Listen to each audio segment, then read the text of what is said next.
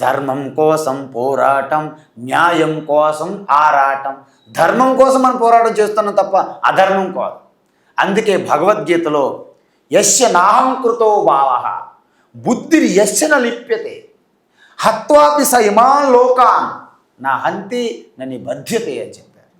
అందువలన ఎవరైతే ఈ దేశం కోసం ప్రాణత్యాగం అవలీలగా ఇచ్చారు ప్రాణం, వారు దేశభక్తులు. అంటే ఆత్మౌపమ్యేన సర్వత్రా సమం పశ్యతి అర్జున సుఖం వా యది వా దుఃఖం సయోగి పరమో మతః.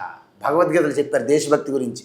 మీకు ఎవరైనా అడుగుతారు, ఎప్పుడు గీత అంటారా కానీ భారతదేశం భారతమాతకి జయ అనట్లేదు, మీరు దేశభక్తి మీకు లేదన్నారనుకోండి, మీరు చెప్పాలి దేశభక్తి గురించి భగవద్గీతలో ఉంది.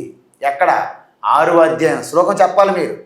ఆత్మౌపమ్యేన సర్వత్ర సమం పశ్యతి అర్జున సుఖం వా యది వా దుఃఖం సయోగి పరమో మతః. అంటే భారతమాత అణువణువు నా యొక్క మొత్తం ఆ యొక్క భారతదేశం వైబ్రేట్ అవ్వాలి మీరు. ఆ విధంగా వైబ్రేట్ అవ్వడం వల్లనే ప్రాణత్యాగాలు చాలా తేలిగ్గా చేయగలిగారు మన వాళ్ళు.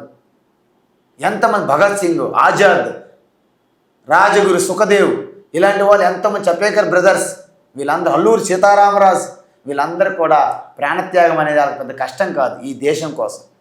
అలాంటి దేశభక్తి మన భారతదేశం. అందుకే మన భారతదేశం అణువణువు ఒక సుగంధ భరితమైన చందన తపోవనం. చందన హే ఇసు దేశ్ కమాటి తపో భూమి హర గ్రామ హై అరబాలా దేవికి ప్రతిమ బచ్చా బచ్చా రామ అని మన దేశభక్తి గీతాలు ఉన్నాయి. అందువలన మన భారతదేశం అనేది అద్భుతం. మానవ జన్మ అనేది దుర్లభము, అది భారతదేశంలో పుట్టడం మరింత దుర్లభం అని చెప్తారు.